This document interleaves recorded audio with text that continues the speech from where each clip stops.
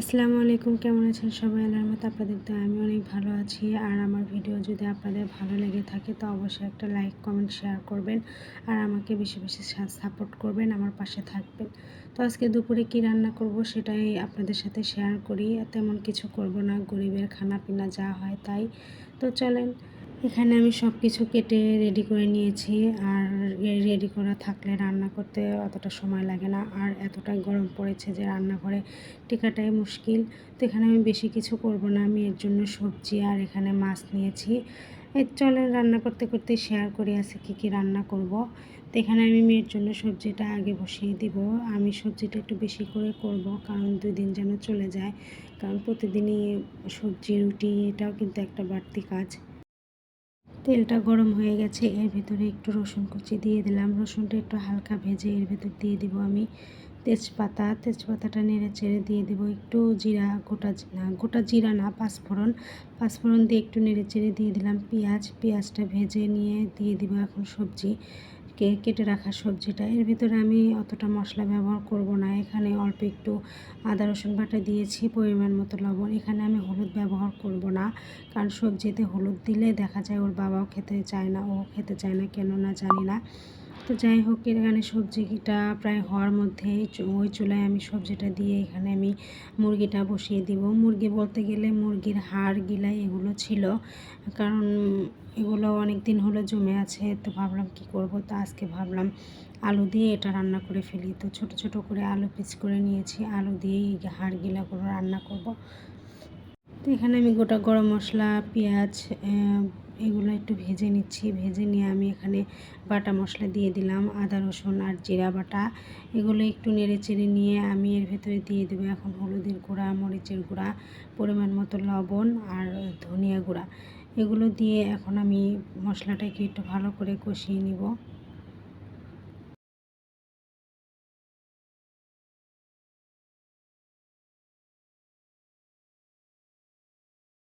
তো কষানো হয়ে গেছে, এখন আমি হাড় গিলাগুলো দিয়ে দিব, দিয়ে এটা একটু কষিয়ে নিব।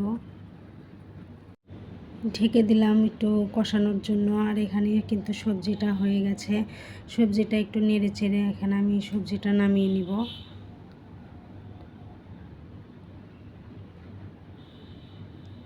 মুরগিতে একটু পানি উঠে গেছে, এই পানিটা দিয়ে আমি কষিয়ে নিব, এক্সট্রা করে আর পানি দিব না।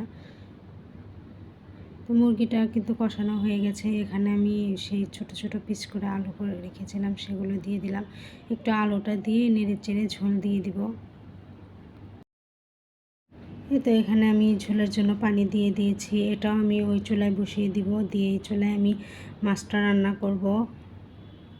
এখানে আমি সরিষার তেল দিয়েছি আর দিয়ে দিলাম 2টো তেজপাতা, একটু গোটা জিরা দিয়ে একটু নেড়ে চেড়ে এর মধ্যে দিয়ে দিব এখন আমি পেঁয়াজ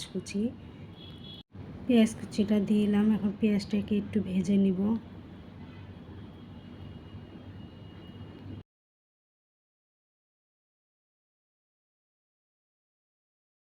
এখানে আমি সব মশলা একসঙ্গে দিয়ে দিয়েছি, এবার একটু মশলাটা আমি কষিয়ে নিব। মশলাটা কষিয়ে নিয়ে মাছটা দিয়ে দিব। এখানে আজকে আমি পাঙ্গাস মাছ নিয়েছি। আমি তো বলি বরাবরই আমার মেয়ে পাঙ্গাস মাছ পছন্দ করে, আর পাঙ্গাস মাছটা আমার বাসায় থাকবে অন্য অন্য মাছের চেয়ে। তো এখানে আমি একটু বেশি করে আজকে মাছ রান্না করেছি যাতে কাল পর্যন্ত হয়ে যায়। কি বললাম, এত গরম যে রান্নাঘরে টেকাটাই মুশকিল। এদিকে আমার মুরগির তরকারিটাও হয়ে গেছে, এখানে আমার মাছটাও কিন্তু কষানো হয়ে গেছে। রান্নাঘরে টেকাটাই মুশকিল, অনেক মানে কষ্ট করে রান্না করছি। যাই হোক, এখানে মাছের কিন্তু ঝোলটাও দিয়ে দিয়েছি আমি। নামানোর আগে কয়েকটা কাঁচামরিচ দিলাম আর এখানে একটু ভাজা জিরা গুঁড়া দিয়ে এখন আমি মাছটা নামিয়ে নেব।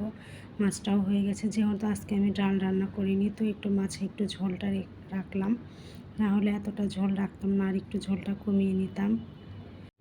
যাই হোক, তরকারিটা কিন্তু হয়ে গেল। এই তো একে একে আমার সব রান্না হয়ে গেছে। এখানে মাছের ঝোল বললেও ভুল হবে, ভুনাই হয়। আর এখানে তো সবজি আর ওদিকে মুরগি। আর এখানে আমি শসাটা এভাবে কেটে রেখেছি, খাওয়ার সময় সালাদটা করে নিব। আগে থেকে মাখিয়ে রাখলে দেখা যায় সালাদে কিন্তু পানি উঠে যায়। যাই হোক, এগুলোই ছিল আজকে দুপুরের রান্না।